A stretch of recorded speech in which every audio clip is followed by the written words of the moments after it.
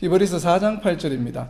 히브리서 4장 8절이 내용이 상당히 쉽지가 않은데 히브리서 4장 8절 읽을 때 과연 이게 어떤 내용인지 한번 묵상해 보시기 바랍니다. 히브리서 4장 8절입니다. 만일 여호수아가 그들에게 안식을 주었더라면 그 후에 다른 날을 말씀하지 아니하셨으리라.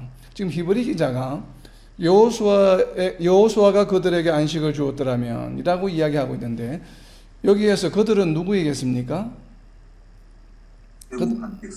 예, 이스라엘 백성들이죠. 그러니까 여호수아가 그들이니까 여호수아와 함께 가나안 땅에 들어간 백성들이에요. 그래서 이것은 애굽 땅에서 노예로 있던 그 이스라엘 백성이 가나안 땅에 들어가지 못했다라고 하는 것과는 연관이 없는 내용입니다. 왜냐하면 여호수아와 연관이 있기 때문에. 그래서 광야에 있던 다음 세대들, 광야에서 태어난 세대들이 그 세대들이 이제 가나안 땅에 여호수아와 함께 들어가게 되었죠. 처음에 나왔던 20세 이상 되는 모든 사람들은 광야에서 다 죽었기 때문에, 그러니까 출애굽 때 20세 이하, 그리고 또 그 이후에 광야에서 태어난 자들이 여호수아와 함께 지금 가나안 땅에 들어갔습니다. 가나안 땅이 어떤 곳입니까? 하나님이 약속해 주신 약속의 땅이죠.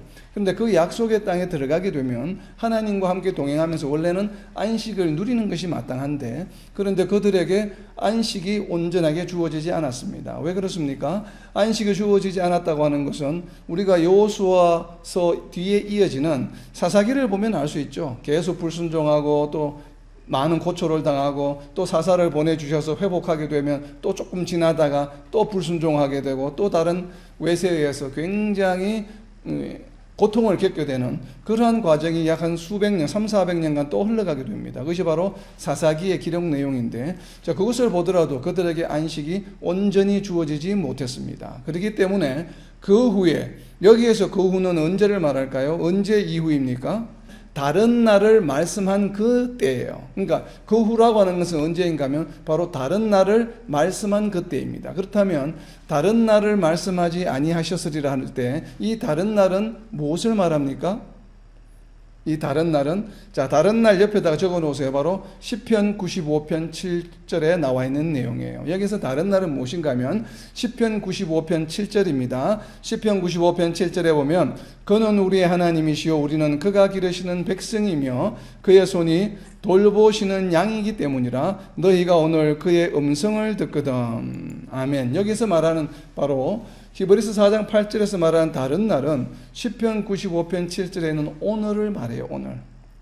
그래서 그 이후에, 그 후에 다른 날을 말씀하지 아니하셨으리라. 이렇게 지금 히브리서 기자가 이야기하는 것은 다윗이 시편 95편 7절에서 오늘 그의 음성을 듣거든. 그래서 오늘이 바로 히브리서 4장 8절에서는 다른 날이고 그 후는 다윗이 시편 95편을 지은 날이에요.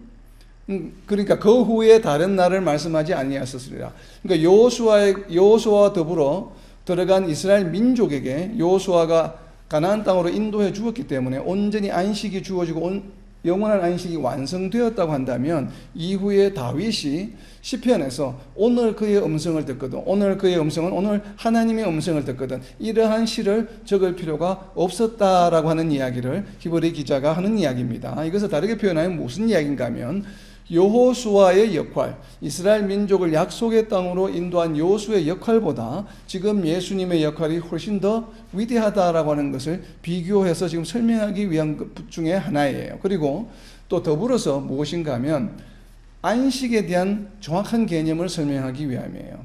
그래서 단순히 약속의 땅에 들어가는 것이 안식이 아니다라고 하는 것입니다. 그렇기 때문에 다윗이 나중에 시편 95편에 오늘 그의 음성을 듣거든. 바로 그 오늘이 다른 날이라고 하는 것이에요. 그래서 이어지는 구절입니다. 이어지는 구절. 자, 이것을 배경에 두고 구절을 읽을 때에 하나님의 백성이 어떤 자들인지 한번 묵상해 보시기 바랍니다. 히브리서 4장 9절입니다. 그런즉 안식할 때가 하나님의 백성에게 남아있도다. 자, 하나님의 백성에게 남아있다고 할 때 이 하나님의 백성 누구를 말할까요? 그리스도인 성도라고 착각할 수가 있겠죠.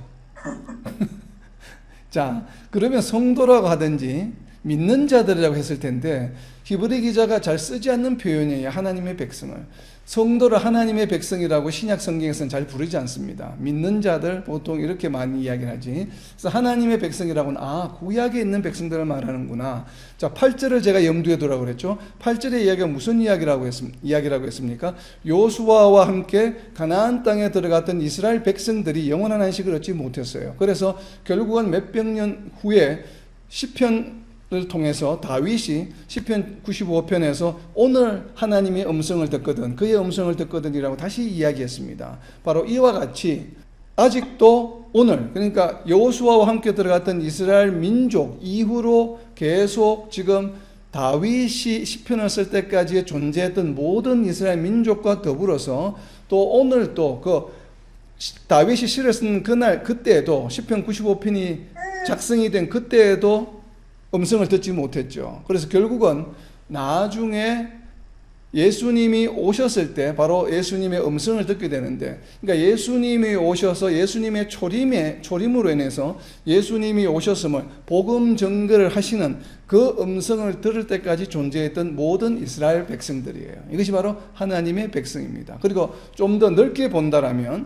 예수님이 오신 이후에도 여전히 그의 음성을 듣지 못하고 있는 자들, 이러한 자들 중에서 유대인들이 있죠. 그냥 일반 이방인들이 아니라 복음의 음성을 듣지 못하고 억셉트하고 있지 못하는 하나님의 백성, 유대인들을 지금 총칭해서 하나님의 백성이라고 부른 거예요. 그러니까 히브리 기자가 지금 히브리서를 쓰고 있는 이때까지 존재했던 모든 유대인 백성들을, 이스라엘 민족을 하나님의 백성으로 지금 표현하고 있는 것입니다.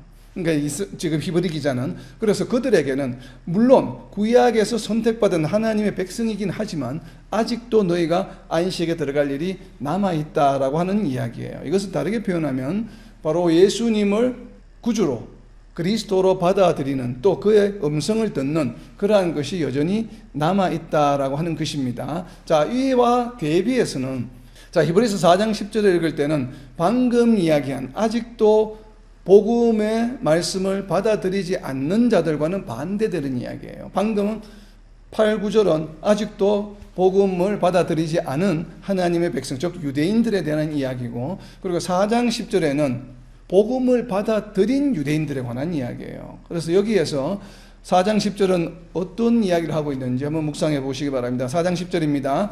이미 그의 안식에 들어간 자는 하나님이 자기의 일을 쉬심과 같이 그도 자기의 일을 쉬느니라. 아멘. 4장 10절에서 이야기하는 그의 안식에 들어간 자는 누구일까요? 그리스도인이죠. 그리스도인이지만 특별히 히브리서의 기자가 지금 이 서신을 보내고 있는 대상은 아마도 히브리 크리스찬들일 거예요. 유대인 크리스찬들이겠죠. 그리고 넓게는 크리스찬들이죠. 크리스찬들 다 포함되죠. 그래서 여기에 표현을 보게 되면 이미 그의 안식에 들어간 자일 때 여기서 그는 누구입니까? 바로 하나님의 안식에 들어간 자이죠. 그래서 하나님의 안식에 들어간 자들은 성도들입니다. 좀 좁게 이야기하면 히브리서를 수신하고 있는 유대인 크리스찬들이 되겠죠. 자, 안식에 들어갔다고 하는 것은, 지금 안식에 들어갔다고 하는 표현은 현재형입니까? 미래형입니까? 과거형입니까? 한글로 보게 되면 그의 안식에 들어간 자니까 이미 들어간 것이죠. 한글 표현은 현재형 표현이지만 이 들어간의 원래 헬라어 원어는 에오리스트라고 해서, 에오리스트라고 하는 것은 무엇인가 하면 어떠한 행위가 완료가 된 것이에요. 현재 진행하고 있는 것이 아닙니다. 그렇기 때문에 이미 안식에 들어간 것이 완료되었다라고 하는 의미의 표현이에요. 이 원문 표현 자체는. 그래서 한글로는 지금 그의 안식에 들어간 자는, 그리고 앞에 보았던 4장 8절과 9절에 나와 있는 내용들은 무엇이에요? 앞으로 들어갈 자, 그리고 하나님의 백성이 아직 안식에 들어갈 자가 남아있다는 얘기고, 10절은 이미 안식에 들어간 것이 완료된 자들에 대한 이야기예요. 그래서 안식에 들어간 자, 결국 성도들이죠. 그렇기 때문에 우리가 흔히 이야기하는 안식은 제7일 날 우리가 안식하는, 주일 성수를 드리는, 쉬는 그런 개념이 아니라고 하는 것이 명확하죠. 왜냐하면 그런 표현이라고 한다면 이미 그의 안식에 들어간 자라고 하는 표현을 쓸 수가 없죠. 그렇기 때문에 여기서 이미 그의 안식에 들어간 자, 하나님의 안식에 들어간 자는 하나님이 자기의 일을 쉬신과 같이 그도 자기의 일을 쉬느니라. 자기의 일을 쉬는 자들은 누구입니까? 하나님의 안식에 들어간 자들이에요. 즉 다르게 표현하면 예수님을 믿고 성도가 된 우리는 우리의 일을, 자기의 일을 쉬어야 합니다. 자, 여기서 쉰다고 하는 의미가 무엇인가 하면 우리가 아무 일도 안 하고 그냥 가만히 있다고 하는 의미의 쉰다라고 하는 의미가 아니에요. 이 쉬는 것이 어떻게 쉬는 것입니까? 하나님이 자기의 일을 쉬신 것과 같이 우리가 쉬는 것이에요. 우리가 우리의 어떤 방식대로 쉬는 것이 아니라 하나님이 쉬신 것처럼 우리도 쉰다라고 하는 것이에요. 자, 하나님이 어떻게 일을 쉬셨습니까? 창조 사역을 완전히 마치시고 쉬신 것이에요. 창조 사역을 완전히 마치시고 하나님께서 이제 영원히 안식하는 그러한 모습이에요. 그래서 하나님이 쉬신 것처럼 우리도 영원한 안식을 취하게 된다라고 하는 것입니다. 바로 이 이야기가 자기의 일을 쉰다라고 하는 표현이에요. 이 이야기는 무엇인가 하면 우리가 하나님과 함께 동행할 수 있는, 하나님의 영원한 안식에 들어갈 수 있는 자격이 이미 이루어졌다는 얘기입니까? 무언가가 앞으로 더 이루어져야 된다고 하는 이야기입니까? 완전히 이루어졌다라고 하는 이야기예요. 이제는 너희가 더 이상 하나님과 동행하는, 하나님과 함께 영원한 안식에 동행하는 것을 위해서 너희가 더 이상 할 일이 있다 없다? 없다라고 하는 것이에요. 그것이 완성되었다라고 하는 의미의 안식입니다. 그렇기 때문에 이미 너희가 예수님을 믿음으로 이제는 완전히 구원을 받아서 하나님과 함께 영원히 동행할 수 있는, 하나님의 영원한 안식에 함께 할 수 있는 모든 것들이 다 완성되었으니까 이제는 더 이상 할 일이 너희가 없다라고 하는 표현을 자기의 일을 쉬느니라라고 표현하고 있습니다. 이것이 바로 구원이 완성되었다는 이야기요. 또 예수님을 믿음으로 우리가 이 땅에서도 얻게 되는 안식에 관한 이야기예요. 그리고 영원한 안식이자 이 땅에서 누리는 안식이에요. 그래서 이 안식이 완성되었다고 하는 것은 꼭 예수님이 다시 오실 때, 예수님이 재림하실 때에만 안식의 개념이 적용되는 것이 아니에요. 왜냐하면 우리가 예수님을 믿는 그 순간부터, 우리가 복음을 받아들이는 그 순간부터 어떤 자들이 되었다고요? 이미 우리는 그의 안식에 들어간 자들이 되었어요. 이미 우리는 안식을 얻었습니다. 그런데 이 얻은 안식이 예수님이 재림하실 때 우리가 누리게 될, 우리가 함께 하게 될 그 안식과는 질이 조금 다르죠. 퀄리티가 조금 다를 뿐이지 이미 우리는 안식을 얻은 존재들이에요. 자, 그렇다면 이미 안식에 들어갔기 때문에 예수님을 믿음으로 우리가 이미 안식에 들어갔다고 할 때, 그렇다면 우리는 지금 내가 그런 과연 안식을 이미 얻었는가? 왜 이렇게 표현하고 있는가? 이 표현은 우리가 더 이상 할 것이 없다는 표현이기도 하지만 우리는 예수님을 믿음으로 왜 안식을 얻었는지 안 얻었는지 잘 분간이 잘 안 가죠. 정말 내가 예수님을 믿는 그 순간부터 안식을 얻게 되었나? 그것을 가장 잘 표현해 주는 설명이 예수님께서 직접 말씀해 주신 구절이 있습니다. 바로 마태복음 11장 29절입니다. 그래서 여기에 이미 그의 안식에 들어간 자들이라고 표현하는 것이 안식에 들어간다고 하는지 과연 어떤 표현인지를 한번 표시를 해보시기 바랍니다. 마태복음 11장 29절 내용입니다. 11장 29절이 바로 안식에 들어갔다라고 하는 표현이에요. 마태복음 11장 29절입니다.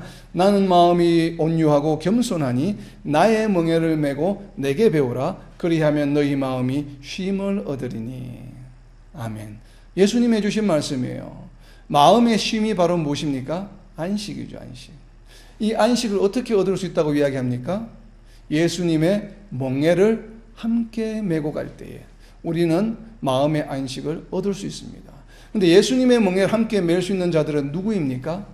성도들입니까? 불신자들입니까? 성도들만이 예수님의 멍에를 함께 메고 갈 수가 있어요. 그래서 예수님의 멍에를 메고 내게 배우라. 그리하면 너희 마음이 쉼을 얻으리니. 결국은 안식에 들어간 자들이라고 히브리 기자가 표현한 이유는 무엇인가 하면 예수님을 믿음으로 성도된 자들아, 너희들은 이미 어떠한 너희들에게 도구가, 방도가 주어졌냐 하면 예수님께서 너희와 함께 멍에를 메고 함께 가주시겠다고 벌써 허락해 주신 존재들이야. 그렇기 때문에 너희가 멍에를 메고 있는 존재들이기 때문에 예수님이 가자는 대로, 예수님이 하자는 대로만 따라하면 우리가 어떻게 된다고요? 마음에 쉼을 얻을 수 있다라고 이렇게 예수님께서 선포해 주셨어요. 바로 그러한 자들이 예수님을 믿는 성도들이다 이 말이에요. 그렇기 때문에 이미 안식에 들어간 자들이다라고 하는 표현이에요. 안식에 들어간 자들이라고 하는 표현은 무슨 표현이니까 다르게 표현하면 이미 예수님과 함께 멍에를 메고 있는 자들이에요. 멍에를 메고 있는 자들은 성도들이죠. 멍에를 메고 있으면 마음에 쉼을 얻을 수 있다고 이야기합니다.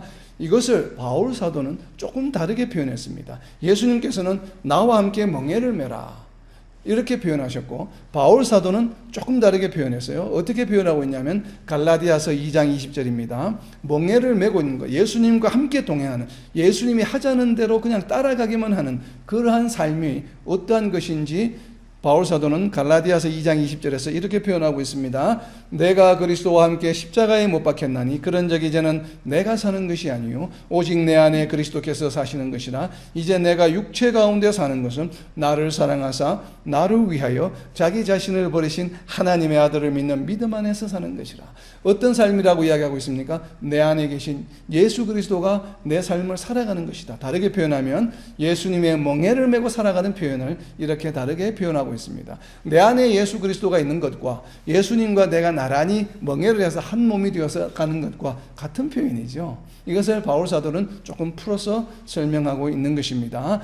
이것을 또 예수님은 어떻게 표현했냐면 우리의 삶이 내 중심에 내 가치관이나 내 의지나 내 노력으로 가는 것이 살아가는 것이 아니라 내 안에 계신 예수님에 의해서, 그리고 또 나와 함께 멍에를 메고 계신 예수님과 함께 동행하는 것이기 때문에 내 삶을 살아가는 것이 아니에요. 이것을 다른 각도에서 표현한 것이 바로 마태복음 6장 33절입니다. 마태복음 6장 33절을 우리가 이해할 때 바로 함께 멍에를 메고 살아가는 모습, 내 안에 계신 예수 그리스도가 살아가는 모습을 가장 잘 표현한 구절 중에 하나가 바로 마태복음 6장 33절입니다. 그런즉 너희는 먼저 그의 나라와 그의 의를 구하라. 그리하면 이 모든 것을 너희에게 더하시리라. 바로 이것이에요. 예수님과 함께하고 내 안에 계신 예수님의 인도하심을 받아서 삶을 살아가게 되면 그것이 바로 하나님의 나라와 하나님의 의를 구하는 삶이요, 하나님을 예배하는 삶이요, 하나님 중심의 삶이요, 예수님 중심의 삶이라고 하는 것이에요. 그렇게 살아가게 되면 어떻게 해주신다고요? 필요한 모든 먹을 것과 마실 것과 입을 것을 더해 주신다라고 약속하신 말씀입니다. 이것이 바로 그의 안식에 이미 들어가는 것이 완료된 자들, 성도들에 관한 이야기예요. 그렇기 때문에 자기의 일을 쉬는 것이에요. 구원을 받기 위해서 노력할 것이 없다는 것과 더불어서 무엇인가 하면 내가 무언가를 아득바득 내가 계획하고 무언가를 이루려고 막 이러한 노력들을 내 힘만으로 하는 것이 아니라고 하는 것이에요. 누구의 힘으로? 예수님과 함께 멍에를 메고 그 일을 해나가는 것이에요. 예수님 인도하시는 대로 나의 계획이 아니라 예수님의 계획에 따라서, 예수님의 말씀을 따라서 그 모든 일을 해나간다라고 하는 것입니다. 자, 이것이 안식에 들어간 자들이요, 그렇지 못한 자들은 여전히 구절에 있는 것처럼 안식할 때가 하나님의 백성들에게 아직도 남아있도다. 유대인들, 아직 예수님을 받아들이지 않은 유대인들에게는 여전히 이러한 안식에 들어가기 위해서 복음을 받아들여야 한다라고 하는 이야기를 지금 4장 8절부터 10절에 걸쳐서 하고 있는 것입니다. 자, 그래서 이어지는 4장 11절입니다. 이제 새로운 단락입니다. 11절부터 16절까지. 11절부터 16절까지는 저는 순종을 통해 안식에 들어가기를 힘쓰라 라고 이렇게 제목을 정했는데, 자, 4장 11절을 읽습니다. 4장 11절이 어떤 내용인지, 안식에 들어간다고 하는 것이 과연 어떤 것인지 다시 한번 묵상해 보시기 바랍니다. 그러므로 우리가 저 안식에 들어가기를 힘쓸지니 이는 누구든지 저 순종하지 아니하는 본에 빠지지 않게 하려 함이라. 아멘. 4장 8절부터 10절까지 이렇게 설명을 했기 때문에, 그렇기 때문에 우리는 누구입니까? 우리는 누구예요?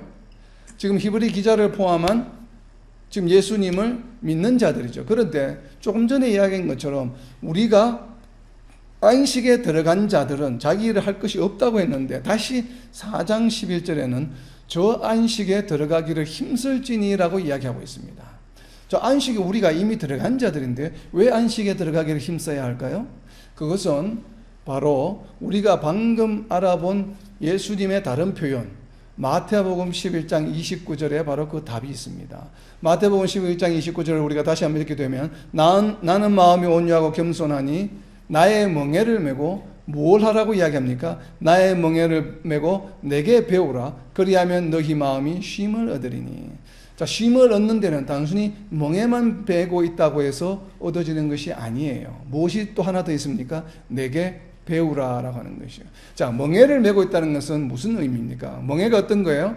시골에 가면 소 2마리를 이렇게 묶어서 이 등에 보면 나무로 이어놓은 것, 그것이 바로 멍에예요. 그래서 그 멍에에 소 2마리가 묶여 있으면 각자 다른 방향으로 갈 수가 없어요. 항상 같은 방향으로밖에 갈 수 없어요. 이것이 바로 멍에예요. 멍에가 무슨 짐 같은 이런 게 아니에요. 멍에라고 하는 것은 두 짐승, 두 소를 갖다 하나로 묶어주는 것이 바로 멍에예요. 멍에. 그래서 예수님과 내가 예수님의 멍에를 함께 메고, 나 예수님의 멍에를 메고 내게 배우라. 예수님의 멍에를 메라고 하는 것은 예수님이 한쪽에 있고 내가 그 옆에 있고, 예수님 어깨와 내 어깨가 이 멍에로 나무 막대기로 딱 묶여 있는 것이에요.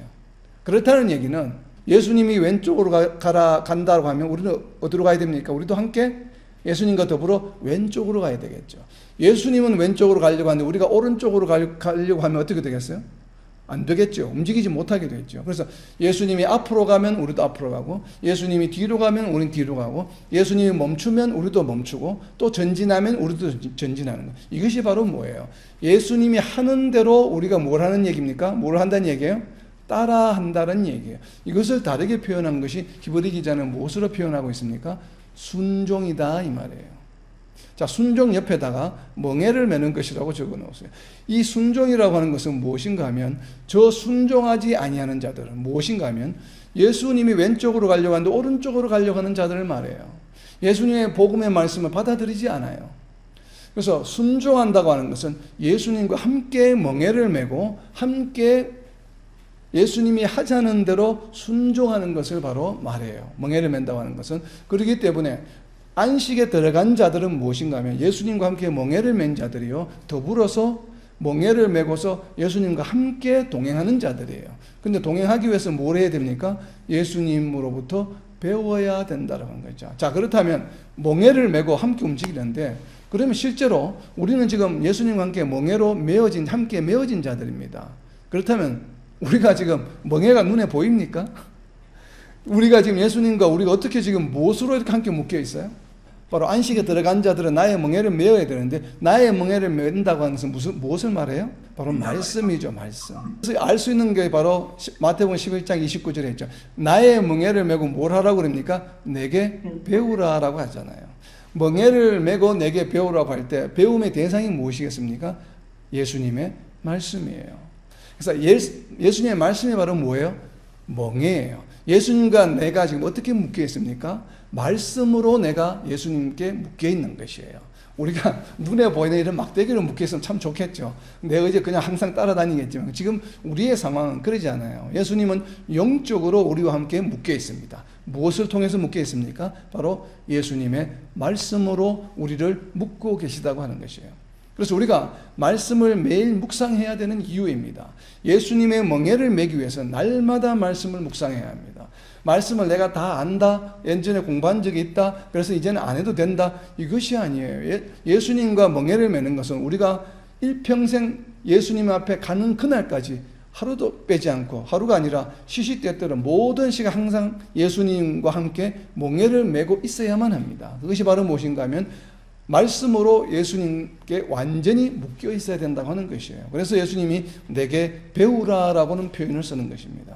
그래서 멍에를 메고 있다는 것은 바로 멍에는 말씀을 말해요. 그래서 결국은 안식에 들어간 자들은 누구입니까? 멍에를 메고 있는 자들이요, 하나님의 말씀을, 예수님의 말씀을 날마다 묵상하고 그 말씀대로 순종하려고 하는 자들이 바로 안식에 들어간 자들이에요. 그렇기 때문에 마태복음 11장 29절에서 그리하면, 말씀을 배우고 그 말씀대로 멍에에 따라서 함께 그 말씀대로 순종하며 살아가게 되면 무엇을 얻는다고 이야기하고 있습니까? 마음의 쉼을 얻는다라고 하는 것이에요. 이것이 바로 안식의 궁극적인 개념이에요. 그래서 안식을 얻기 위해서는 우리는 무엇을 해야 됩니까? 날마다 말씀을 묵상하고 그 말씀에 순종하며 살아가는 것이에요. 그렇게 되었을 때에 우리는 진정한 안식을 얻을 수 있는 것입니다. 왜 그렇습니까? 말씀이 멍에라고 이야기하고 있습니까? 그 말씀이 바로 예수님과 멍에를 메고 있다고 하는 것은 바로 말씀이 멍에라고 이야기했는데 그런 이유는 그 이유를 설명해 주는 것이 바로 요한복음 1장 14절에 있습니다. 우리가 말씀이 멍에라고 이야기하는 근거가 되는 말씀은 요한복음 1장 14절입니다. 말씀이 육신이 되어 우리 가운데 거하심에 우리가 그의 영광을 보니 아버지의 독생자의 영광이요 은혜와 진리가 충만하더라. 말씀이 육신이 되신 분이 누구예요? 예수님이시기 때문에 그래요. 예수님 자체가 말씀이세요.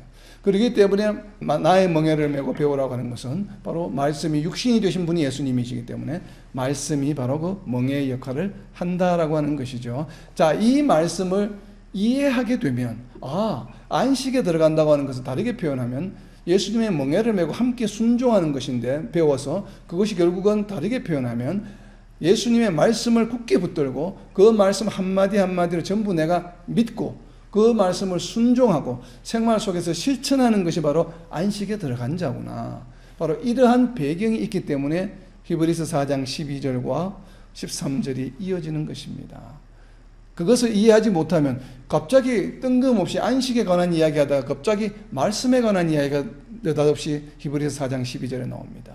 히브리서 4장 12절은 우리가 너무나도 말씀에 관해서 잘 알고 있고 말씀에 관한 이야기를 할 때 굉장히 많이 인용되는 아주 대표적인 성경 구절 중에 하나입니다. 그런데 이 히브리서 4장 12절에 이 말씀을 하는 이유는 바로 그 배경이 무엇입니까? 안식에 들어가는 것의 중요한 수단과 방법이 바로 말씀이기 때문에 하는 이야기. 이제 이해가 되죠. 왜 이 말씀이 갑자기 히브리서 4장 12절 이 맥락에서 나오게 되는지. 바로 말씀이 예수님의 멍에이기 때문에 그렇습니다. 자, 히브리서 4장 12절입니다. 하나님의 말씀은 살아있고 활력이 있어 좌우에 날 수는 어떤 것보다도 예리하여 혼과 영과 및 관절과 골수를 찔러 쪼개기까지 하며 또 마음의 생각과 뜻을 판단하나니. 아멘. 자, 여기에서 하나님의 말씀 세 가지 특성을 먼저 알아봅니다. 세 가지 특성의 첫 번째가 살아있다라고 하는 것이에요. 그리고 두 번째는 활력이 있다고 하는 것입니다. 액티브 영어로는. 그리고 세 번째 예리하다. 영어로는 sharp라고 이야기합니다. 세 가지 특성이 무엇입니까? 살아있고 활력이 있고 예리하다라고 하는 것이에요. 자, 그렇다면 살아있다라고 하는 것은 어떤 의미예요? 살아있다라고 하는 것은 하나님의 말씀이 살아있다라고 하는 것은 어떤 의미예요? 이 살아있다는 말과 연관이 있는 살아있다는 말이 이러한 내용이구나, 이러한 의미구나 하는 것을 알 수 있는 내용이 바로 앞에 히브리서 3장에 나와 있습니다. 자, 히브리서 3장 7절입니다. 히브리서 3장 7절과 15절 말씀 두 군데에 하나님의 말씀이 살아있다라고 하는 의미를 의미하는 바로 그 구절이 있습니다. 무엇인지 한번 표시해 보시기 바랍니다. 히브리서 3장 7절과 15절입니다. 7절입니다. 그러므로 성령이 이르신 바와 같이 오늘 너희가 그의 음성을 듣거든. 자, 15절입니다. 성경에 일렀으되 오늘 너희가 그의 음성을 듣거든 경노하시게 하던 것 같이 너희 마음을 완고하게 하지 말라 하였으니. 자, 여기에 히브리서 3장 7절과 15절에 나와 있는 어떤 단어와 말씀이 살아있다는 것과 연관이 있는 단어가 어떤 단어이겠습니까? 자, 하나님의 말씀이 살아있다고 하는 것은 무슨 얘기? 우리가 보통 책에 기록되어 있는 말씀은 살아있습니까? 살아있지 않습니까? 살아있는 것이 아니죠. 자, 200년 전에 쓴 소설에 적혀 있는 내용은 기록되어 있는, 아니면 역사책에 기록되어 있는 내용들은, 거기에 기록되어 있는 그 말씀들은 살아있는 것입니까? 살아있지 않은 것입니까? 살아있지 않죠. 왜냐하면 과거에 언젠가 있었던 이야기를 기록한 것에 불과해요. 근데 하나님의 말씀은 분명히 책에도 기록이 되어 있습니다. 그런데 그 기록된 것이 과거에 한번 있었던 어떤 이벤트를 기록하는 것이 아니라고 하는 것이에요. 그것이 바로 무엇인가 하면 오늘이라고 하는 단어가 하나님의 말씀이 살아있다고 하는 것이에요. 이 오늘은 언제였습니까? 시편 기자가 95편 7절에서 오늘이라고 이야기했죠. 바로 다윗이 그 시를 쓸 때 그 날이 바로 오늘이었어요. 그렇다면 오늘 우리가 지금 이 말씀을 읽을 때 오늘은 언제입니까? 바로 오늘이죠. 일주일 후에 우리가 말씀을 읽을 때 오늘은 또 언제입니까? 일주일 후 바로 말씀을 읽는 그날이죠.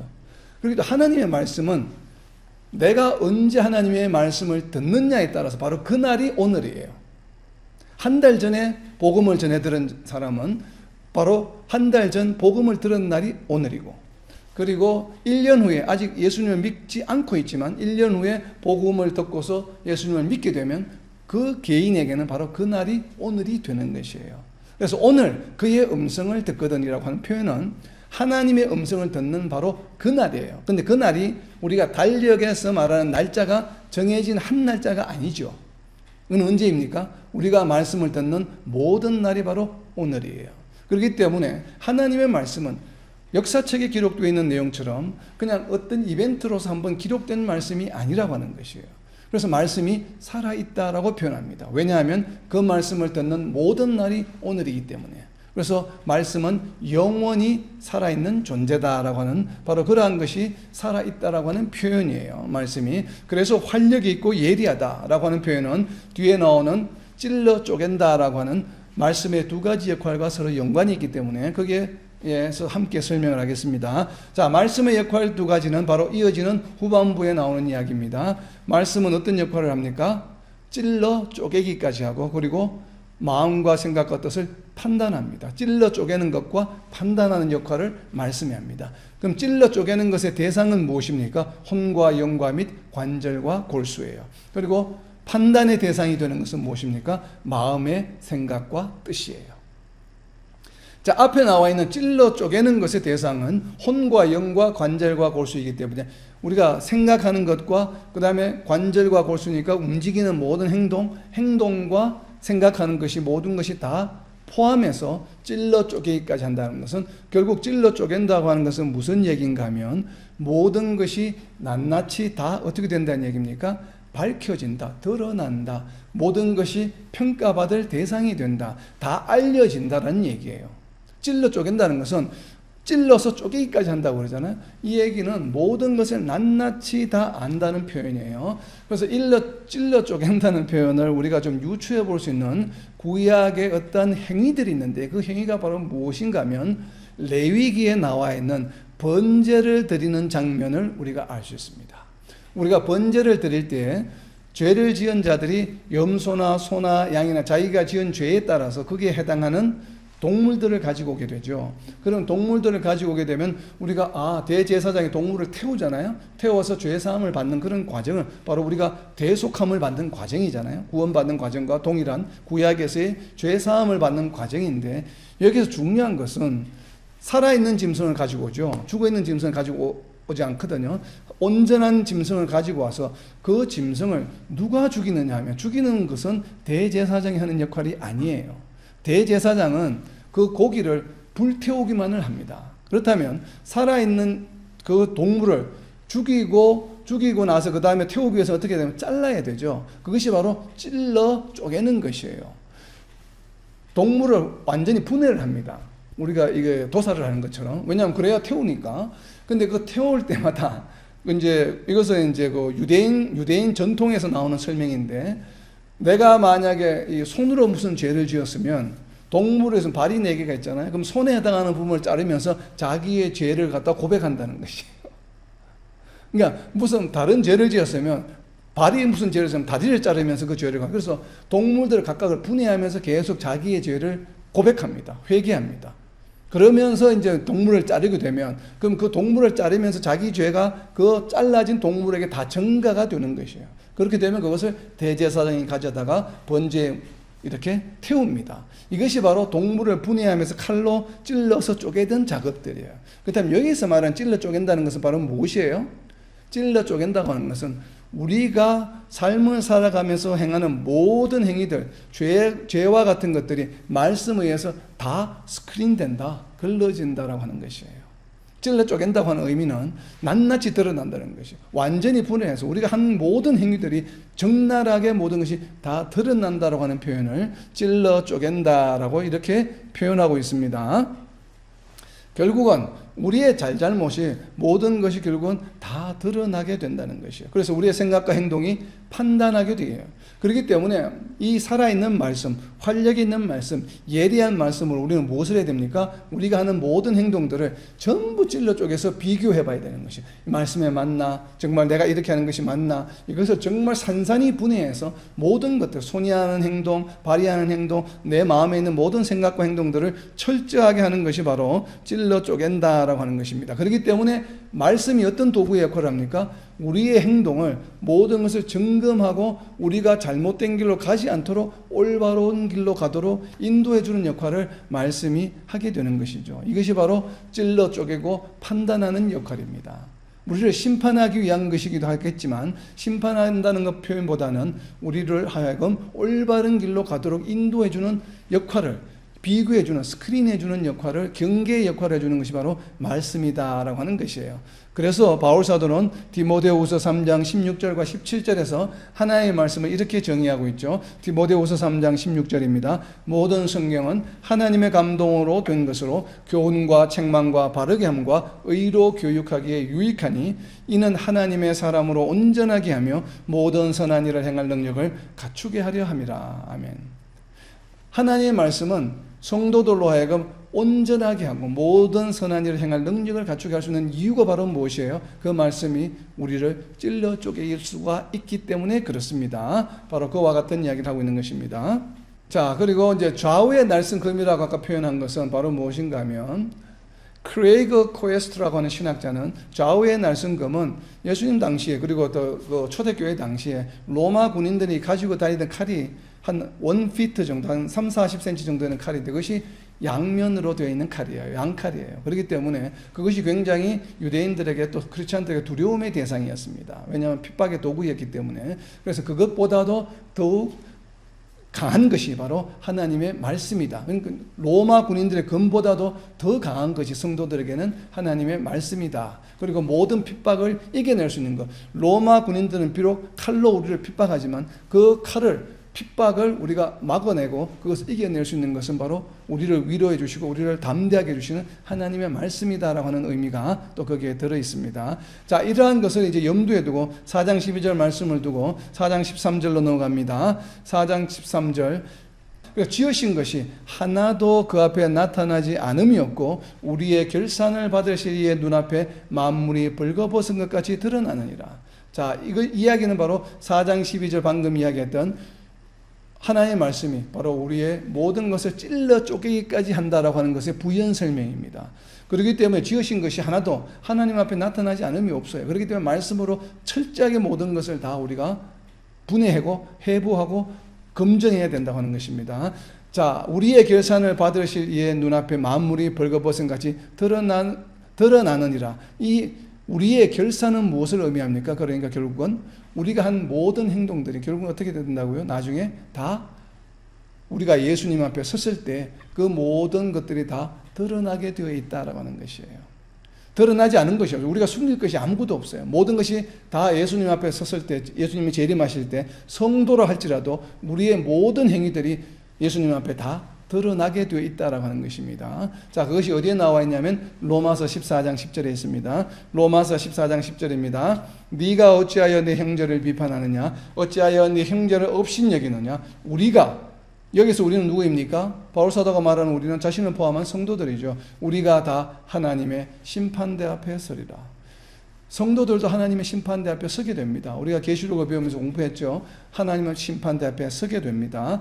자, 이와 같은 말씀을 고린도후서 5장 10절에도 하고 있습니다. 그래서 하나님이 그 앞에 나타나지 않음이 없고 옆에다가 로마서 14장 10절과 고린도후서 5장 10절라고 적어 놓으세요. 그리고 계시록 20장 12절도 적어 놓으세요. 계시록 20장 12절입니다. 자, 고린도후서 5장 10절입니다.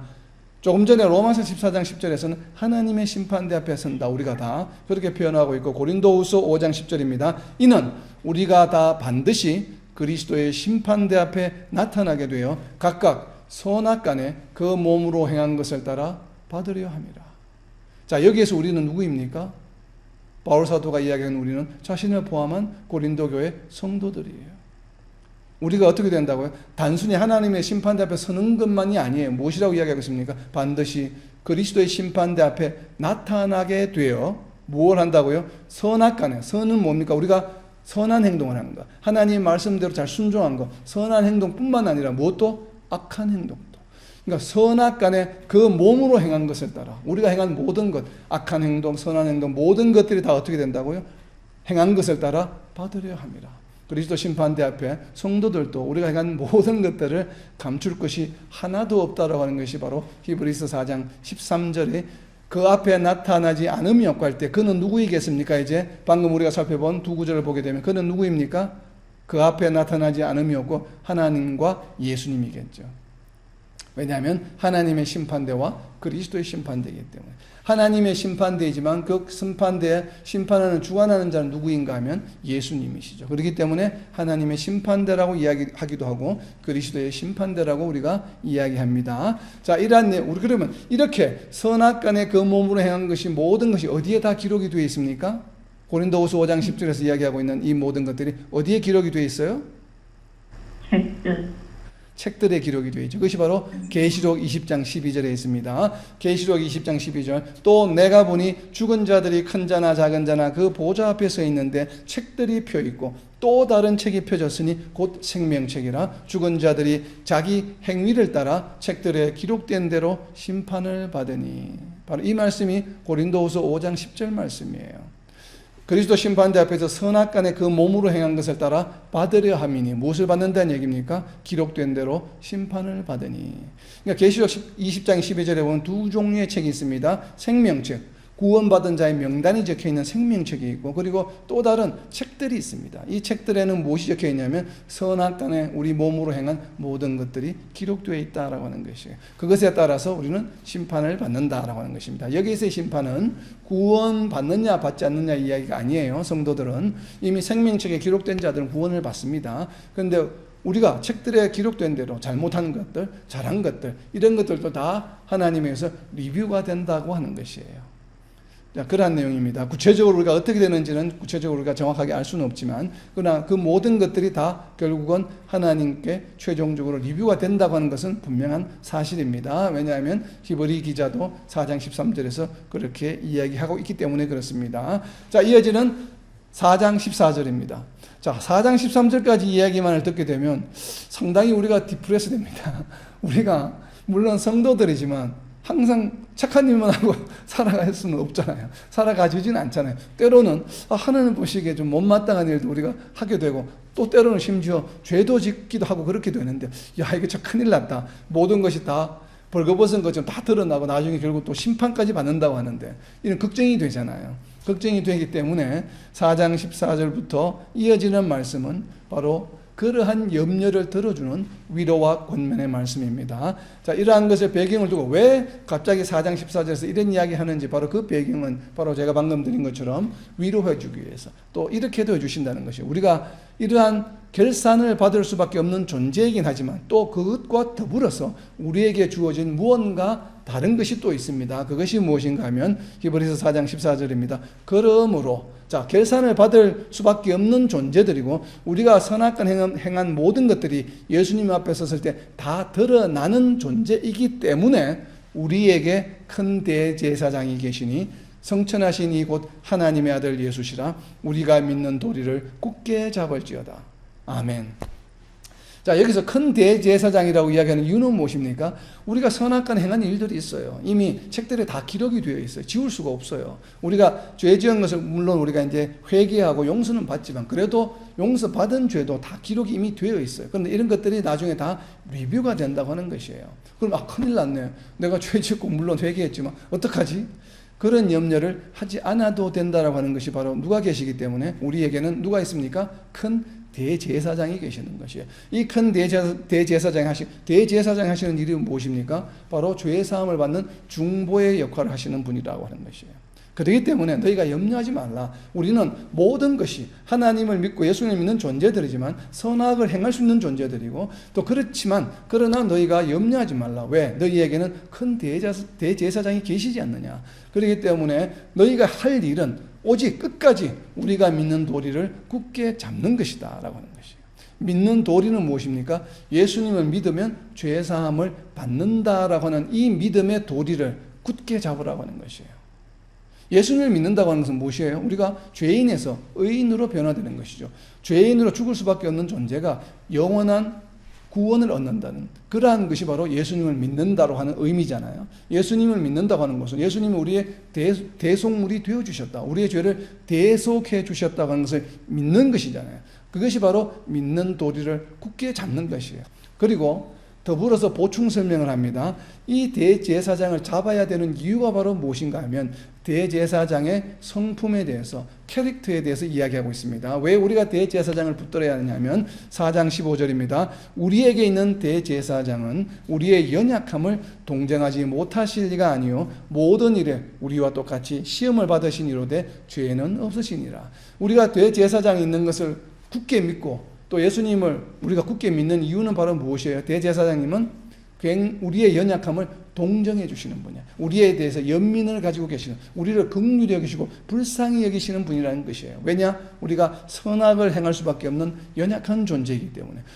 구원받은 이후에도 우리는 연약해서 여전히 죄성이 있는 육신을 가지고 있기 때문에, 또 사탄의 유혹과 공격이 있기 때문에 때로는 우리가 죄를 지을 수밖에 없는 연약한 존재임을 불쌍히 여기시는 그러한 마음을 누가 가지고 있다는 얘기입니까? 대제사장께서 가지고 계시기 때문에 너희는 이 대제사장이 계신다고 하는 예수님을 믿는 이 믿음의 도리를 꼭 붙들어라 라고 하는 것이에요. 바로 그 말씀을 해주고 계시는 것입니다.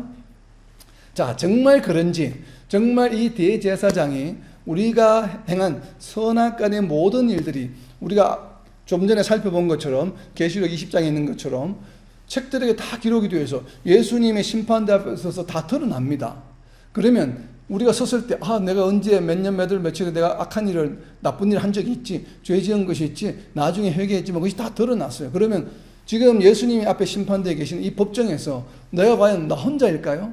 아니라는 것이에요. 우리가 예수님의 법정 앞에, 하나님의 심판대 앞에 서 있지만 그때 내 죄가, 잘못한 악한 행동들이 다 드러나지만 선한 행동과 더불어서 그때 나 혼자 있는 것이 아니라 나와 함께 계시는 분이 누구란 얘기입니까? 바로 나를 긍휼히 여기시는, 불쌍히 여기시는, 동정하시는, 연약함을 어여삐 여기시는 대제사장이 나와 함께 계신다고 하는 것이, 나와 함께 계시다고 하는 것은 바로 무슨 이야기입니까? 바로 내가 행한 악한 행위들을 변호해 주신다고 하는 것이에요. 그 변호해 주시는 역할을 하시는 분이 바로 누구인가 하면 대제사장이신 예수님이다라고 하는 것이에요. 이 말씀이 어디에 있냐면 요한일서 2장 1절에 있습니다. 요한일서 2장 1절입니다. 자, 연약함을 동정하지 못하시고 옆에다가 요한일서 2장 1절 적어 놓으세요. 예수님의 심판대 앞에 섰을 때, 우리의 악한 행동이 다 드러났을 때 예수님이 우리를 위해서 무엇을 해주시는지 설명하고 있습니다. 줄을 쳐놓으시기 바랍니다. 무엇을 해주시는지. 요한일서 2장 1절입니다. 나의 자녀들아, 내가 이것을 너희에게 쓰면 너희로 죄를 범하지 않게 하려 함이라. 만일 누가 죄를 범하여도 아버지 앞에서 우리에게 대언자가 있으니 곧 의로우신 예수 그리스도시라. 아멘. 지금 요한일서 기자가 뭐라고 성도들에게 이야기하고 있습니까? 너희가 비록 자녀들, 하나님의 자녀들이지만 죄를 범할 수가 있다는 것이에요. 여전히. 왜 그렇습니까? 우리는 죄성을 가진 육신을 가지고 있기 때문에. 그래서 누가 죄를 범하여도, 그러니까 죄를 안 범한다는 것이 아니에요. 죄를 범할 수 있습니다, 우리도. 그러나 실망할 필요가 없다는 것이에요. 낭망할 필요가 없다는 것이에요. 그 죄가 하늘의 책들에 기록이 되어 있어 나중에 낱낱이 드러난다 할지라도 걱정하지 말라고 하는 것이에요. 왜? 우리에게 대제사장이신 예수님이 우리의 대언자가 되어주시겠다는 거죠. 이 대언자가 바로 영어 표현으로 보면 무엇인가 하면 lawyer, 변호사예요. 디펜스 해준다는 것이에요. 나를 변호해 주시는 분이 계시다. 이것이 예수님이고 대제사장이. 그래서 대제사장이 우리를 동정하신다. 연약함을 동정하신다는 표현은 결국은 우리가 악한 일을 행하고 죄를 짓는다 할지라도 우리가 회개하면 나중에 그것이 다 기록되어서 낱낱이 드러난다 할지라도 우리를 위해서 뭘 해주신다고 예수님께서 변호해 주신다는 것이. 얘가 이럴 때는 그럴 만한 이유가 있었고 또 나중에 다 회개하고 돌아와서 착한 일을 하며 말씀에 순종하며 정말 많이 하려고 노력했다. 이렇게 예수님께서 말씀을 대신해 주시겠다고 하는 것이에요. 바로 그 말씀을 요한일서 2장 1절에 하고 있습니다. 왜 그렇습니까? 우리가 이렇게 어떻게 해주십니까? 바로 이것이 예수님께서 나중에 변호만 해주시는 것이 아니라 이 땅에 살아가고 있는 동안에도 우리가 죄를 짓지 않도록 하기 위해서 예수님은 우리를 위해서 우리에게 보내주신 분이 있습니다. 예수님이 성천하시면서 우리에게 누구를 보내주셨습니까? 바로 성령을 보내주셨죠. 왜 성령을 보내주셨습니까? 대제사장 되신 예수님께서 우리가 연약한 존재이기 때문에, 악을 행할 수 있는 존재이기 때문에 그 악을 행하지 못하도록, 죄를 짓지 못하도록 하기 위해서 성령을 보내주셔서 성령에게 예수님께서 부탁하신 것이 있어요. 무엇을 부탁하셨냐면 그 부탁의 내용이 요한복음 14장 26절에 나와 있습니다. 요한복음 14장 26절입니다. 보혜사 곧 아버지께서 내 이름으로 보내실 성령, 즉 예수님의 이름으로 보내실 성령, 그가 너희에게 모든 것을 가르치고 내가 너희에게 말한 모든 것을 생각나게 하리라. 예수님의 부탁 말씀이 뭐예요? 성령께 부탁하신 것이 가셔서 내 자녀가 된 모든 하나님의 자녀들을 말씀으로 가르쳐 주세요라고 한 것이에요. 성령이 오신 이유는 뭡니까? 우리에게 말씀을 가르쳐 주기 위함이에요. 말씀이 누구라고요? 말씀이 육신이 되신 이가 예수님이에요. 말씀이 무엇이라고요? 예수님의 멍에예요. 그러니까 단순히 멍에가 여기 있어, 너희가 해, 이것이 아니에요. 멍에가 되어주셨고 그 멍에를 또 우리가 스스로 그냥 막 깨우치는 것이 아니라 성령께서 그 말씀을, 우리의 멍에가 되시는 그 말씀을 직접 가르쳐 주셔요. 그래서 성령을 우리에게 보내주셨다고 하는 것이에요. 이것이 바로 대제사장이신 예수님이 우리를 위해서 하시는 것이에요. 왜 그렇습니까? 우리의 연약함을 동정하시기 때문에 하시는 것들입니다. 그렇기 때문에 이러한 예수님이시기 때문에 우리는 무엇을 할 수 있습니까? 이어지는 4장 16절입니다. 그러므로 바로 이렇게 우리의 연약함을 동정하시는 분이시고 그런 분이시기 때문에 우리는 긍휼하심을 받고 때를 따라 돕는 은혜를 얻기 위하여 은혜의 보좌 앞에 담대히 나아갈 것이니라. 그래서 우리는 어떻게 한다고요? 이렇게 우리의 연약함을 아시고 동정하시고 우리 악한 행동도 다 기록되는 말씀도 나중에 대변해 주실 분이요. 또 가능하면 죄를 짓지 않게 하기 위해서 성령까지 보내주셔서 말씀을 가르쳐 주시는 분이시기 때문에 우리는 무엇을 해야 됩니까? 바로 성령 앞에 나아가야 되겠죠. 그래서 은혜의 보좌 앞에 담대히 나아간다고 하는 것은 무엇이에요? 하나님의 말씀을 묵상하기 위해서 그 장으로 나아가는 것이에요. 성령께 의지하고 성령님 앞으로 나아가시는 것이. 왜? 우리가 성령께 나아가야 성령께서 말씀을 가르쳐 주시겠죠. 성령께 함께 해야 말씀의 가르침을 배울 수 있잖아요. 가르침을 받을 수 있잖아요. 그렇기 때문에 말씀을 붙들고 묵상해야 되는 것이에요. 이것이 바로 은혜의 보좌에 나아가는 것이에요. 그리고 또 다른 도구를 우리에게 주셨습니다. 성령을 통해서 말씀을 가르쳐 주시는 것 이외에 또 무슨 도구를 주셨냐 하면 기도라고 하는 도구를 주셨습니다. 그것이 바로 사도행전 8장 22절에 있습니다. 은혜의 보좌 앞에 나아간다라고 하는 것은 바로 무엇인가 하면 은혜의 보좌 앞에 나아간다는 것을 설명해 주는 구절이 바로 사도행전 8장 22절입니다. 그러므로 너의 이 악함을 회개하고 주께 기도하라. 혹 마음에 품은 것을 사하여 주시리라. 회개의 기도를 하는 것입니다. 이것은 회개의 기도이고 또 회개의 기도뿐만 아니라 우리가 살아가면서 부딪히게 되는 여러 가지 어렵고 힘든 일을 닥칠 때마다 하는 기도가 있죠. 빌립보서 4장 6절입니다. 빌립보서 4장 6절과 7절입니다. 아무것도 염려하지 말고 다만 모든 일에 기도와 간구로 너희 구할 것을 감사함으로 하나님께 아뢰라. 그리하면 모든 지각에 뛰어난 하나님의 평강이 그리스도 예수 안에서 너의 마음과 생각을 지키시리라. 아멘. 무엇을 지키신다고 이야기합니까? 마음과 생각을 지키신다고 했어요. 마음과 생각이 무엇의 대상이었습니까? 판단의 대상이었죠. 찔러 쪼개고 판단하는 것이 바로 대상이 무엇이었습니까? 마음과 생각이에요. 이 마음과 생각을 지키는 방법이 또 무엇입니까? 말씀과 더불어서 기도하는 것이에요. 그렇기 때문에 이 말씀과 기도 두 가지가 성도의 양날개가 되는 것입니다. 안식의 양날개가 바로 무엇이에요? 말씀과 기도예요. 이것을 바로 디모데전서 4장 5절에서 이야기하고 있죠. 말씀과 기도로 너희가 거룩하게 되느니라. 이것이 바로 말씀과 기도에 관한 이야기입니다. 자, 이와 같이 담대하게 나아간다고 하는 것은 바로 말씀을 묵상하는 것이요, 기도하는 것이에요. 그런데 우리가 유념해야 될 것이 마지막으로 한 가지만 이제 짚어보고 넘어가겠습니다. 우리가 이렇게 모든 죄를 사하여 주셔요. 그리고 또 변호까지 해주십니다. 나중에 예수님께서. 그런데 이것에 해당하지 않는 죄가 있습니다. 우리가 죄 사함을 받지 못하고 예수님이 대변해 주지 않는, 변호해 주지 않는 죄가 있습니다. 우리가 성도들이 이것을 바로 유념해야 합니다. 그렇기 때문에 이러한 죄는 결코 지어서는 안 됩니다. 어떤 죄가 있냐면 요한일서 5장 16절입니다. 요한일서 5장 16절에 보면 누구든지 형제가 사망에 이르지 아니하는 죄 범하는 것을 보거든 구하라. 그리하면 사망에 이르지 아니하는 범죄자들을 위하여 그에게 생명을 주시리라. 사망에 이르는 죄가 있으니 이에 관하여 나는 구하라 하지 않노라. 즉 기도하지 말라는 얘기예요. 기도하지 말라는 얘기는 기도해도 들어주지 않겠다라고 하는 것입니다. 사망에 이르는 죄가 있습니다. 그 사망에 이르는 죄가 무엇인가 하면 누가복음 12장 10절에서 설명하고 있습니다. 누가복음 12장 10절입니다. 누구든지 말로 인자를 거역하면 사하심을 받으려니와 성령을 모독하는 자는 사하심을 받지 못하리라. 그러니까 성령을 모독하는 죄를 지어서는 안 됩니다. 안 됩니다.